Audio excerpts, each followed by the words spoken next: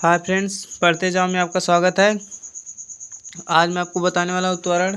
जैसा कि आप पिछले वीडियो में सारा पढ़ चुके थे कि औसत चाल, औसत वेग, प्रसारित क्वेश्चन, दूरी, समय, विस्थापन आप सब पढ़ चुके थे पिछले वीडियो में। आज देखिए त्वरण। त्वरण किसे कहते हैं? जैसे मान लीजिए कोई गतिशील वस्तु है, उसका जो प्रारंभिक वेग है और वह आगे चलकर उसका वेग परिवर्तन हो गया, मतलब उसका वेग प्रारंभिक से कुछ और हो गया। मान लीजिए उसका वेग 5 है तो आगे जाकर 7 हो गया, तो इसी वेग परिवर्तन की दर को हम त्वरण कहते हैं। ठीक, तो देखिए किसी गतिशील वस्तु किसी किसी गतिशील वस्तु किसी गतिशील वस्तु के वेग परिवर्तन की दर को किसी गतिशील वस्तु के वेग परिवर्तन की दर को त्वरण कहते हैं। किसी गतिशील वस्तु के वेग परिवर्तन की दर को त्वरण कहते हैं। देखिए, किसी गतिशील वस्तु के वेग परिवर्तन की दर को त्वरण कहते हैं। क्या होता है?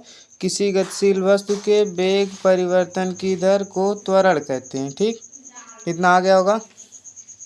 अब देखिए त्वरण कौन सी राशि है? त्वरण एक सदिश राशि है। त्वरण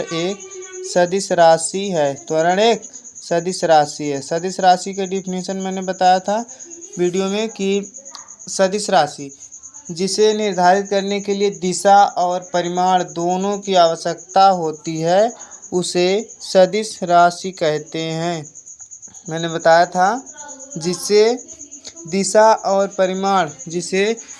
और परिमाण दोनों की आवश्यकता होती है, उसे सदिश राशि कहते हैं। ठीक, अर्थात जो त्वरण होता है इसे दिशा और परिमाण दोनों की आवश्यकता होती है। दिशा और परिमाण दोनों की आवश्यकता होती है, इसलिए इसे सदिश राशि कहते हैं। अब देखिए त्वरण को किससे प्रदर्शित करते हैं?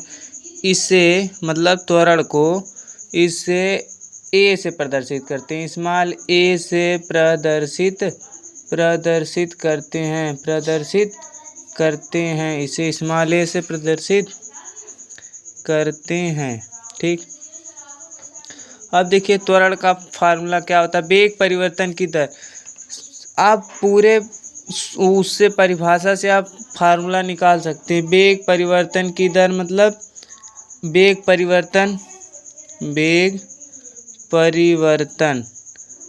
परिवर्तन कोष्ठक में डेल्टा भी अपान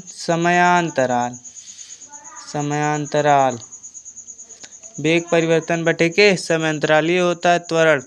अर्थात त्वरण जैसे किसी समय में गतिशील वस्तु का वेग ए है। ठीक, चलिए माना किसी समय में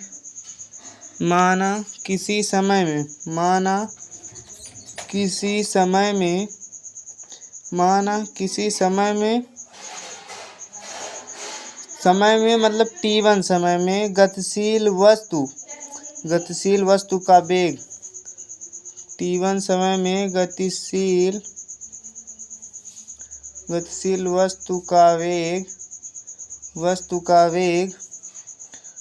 वस्तु का वेग u हो तथा t2 समय बाद वेग भी हो जाए,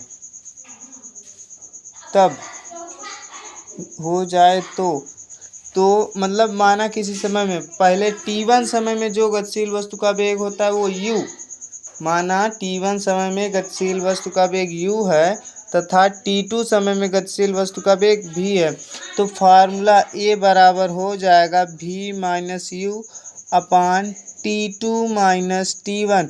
ये हो जाएगा डेल्टा v अपान डेल्टा t, ये formula.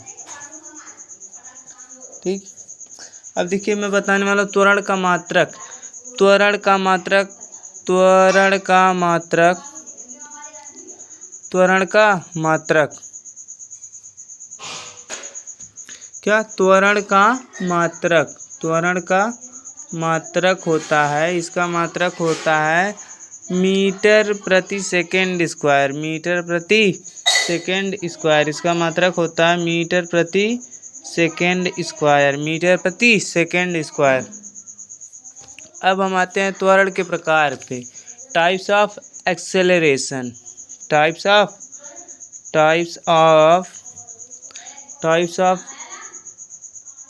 Acceleration, types of acceleration, त्वरण के प्रकार पे आते हैं। त्वरण के कई प्रकार हैं, मतलब एक समान त्वरण, असमान त्वरण, धनात्मक, ऋणात्मक तथा शून्य त्वरण। देखिए एक लाइन में मैं सबको लिख देता हूँ। एक समान त्वरण, एक समान त्वरण, ठीक। और दूसरा वाला है असमान त्वरण, असमान त्वरण। और इसके बाद है धनात्मक, ऋणात्मक व शून्य त्वरण, धनात्मक, ऋणात्मक व शून्य त्वरण। अब देखिए इसके बारे में बता दे रहा हूँ। धनात्मक, ठीक, क्या होता है, एक समान त्वरण किसे कहते हैं, देखिए सुनिए, ध्यान से सुनिए। यदि किसी गतिशील वस्तु के वेग में समान समय अंतराल में समान वेग परिवर्तन हो, इसमें क्या होता है, समान समय अंतराल में, समान समय अंतराल में, समान समय अंतराल में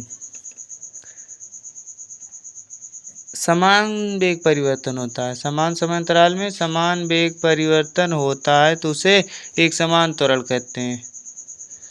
समान समय अंतराल में समान वेग परिवर्तन होता है, ठीक, समान समय अंतराल में समान वेग परिवर्तन होता है। अब इसमें देखिए क्या होता है, समान, इसमें जो होता है वेग परिवर्तन जो होता है, समान समय अंतराल में वेग परिवर्तन, किसी भी समय अंतराल में उसका वेग परिवर्तन भिन्न हो जाता है। समान समय अंतराल में, समान समयांतराल में वेग परिवर्तन भिन्न होता है, वेग परिवर्तन, समान समांतराल में वेग परिवर्तन भिन्न होता है, समान समांतराल में वेग परिवर्तन भिन्न होता है। अब देखिए धनात्मक, ऋणात्मक व शून्य त्वरण। देखिए यदि परिमाण के साथ साथ जो होता है वस्तु का वेग, जो वस्तु का वेग होता है वो अगर परिमाण के साथ साथ बढ़े, परिमाण के साथ साथ, मतलब वस्तु का वेग परिमाण के साथ साथ, वस्तु का वेग यहाँ पे लिख दीजिए, वेग परमाणु के साथ साथ, परिमाण के साथ साथ, वेग परिमाण के साथ साथ, परिमाण के साथ साथ बढ़े, वस्तु का त्वरण धनात्मक होगा, बढ़े तो त्वरण धनात्मक होगा, ठीक, बढ़े तो त्वरण धनात्मक होगा, बढ़े तो त्वरण धनात्मक होगा। देखिए धनात्मक त्वरण क्या होता है, परिमाण के साथ साथ बढ़े तो त्वरण धनात्मक होता है, और यदि परिमाण के साथ साथ घट रहा है, अगर परिमाण के साथ साथ घटे, परिमाण के साथ साथ घटे, के साथ साथ घटे, तो परिमाण के साथ साथ घटे तो ऋणात्मक त्वरण होगा, ऋणात्मक त्वरण होगा, अगर परिमाण के साथ साथ घटे तो ऋणात्मक त्वरण होगा। और देखिए अब क्या शून्य त्वरण, शून्य त्वरण क्या होता है, शून्य त्वरण, देखिए शून्य त्वरण अगर वेग परिवर्तन ना हो, क्या वेग परिवर्तन ना हो तो त्वरण शून्य होता है, वेग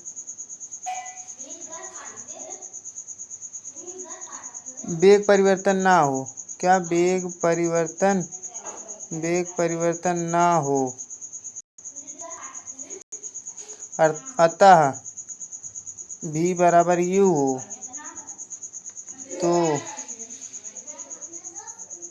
त्वरण शून्य होगा। अब आइए देखते हैं एक बार फिर से टाइप्स ऑफ एक्सीलरेशन क्या होता है, एक समान त्वरण क्या होता है। एक समान समय अंतराल में समान वेग परिवर्तन की दर को एक समान त्वरण कहते हैं। अब देखिए असमान त्वरण कहते हैं समान समय अंतराल में वेग परिवर्तन भिन्न भिन्न हो। क्या होता है, समान समय अंतराल में वेग परिवर्तन जब भिन्न भिन्न होता है तो उसे असमान त्वरण कहते हैं। अब धनात्मक त्वरण, यदि परिमाण के साथ साथ जो वेग होता है वो परिमाण के साथ साथ बढ़े तो त्वरण धनात्मक होगा, और परिमाण के साथ साथ उसका वेग घटे तो त्वरण ऋणात्मक होगा। अगर वेग परिवर्तन ही ना हो, यदि वेग परिवर्तन ना हो मतलब वस्तु का वेग पहले भी यू था और अंतिम वेग भी यू है, तो उसका मान त्वरण का मान जीरो होगा, तो त्वरण का मान जीरो होगा।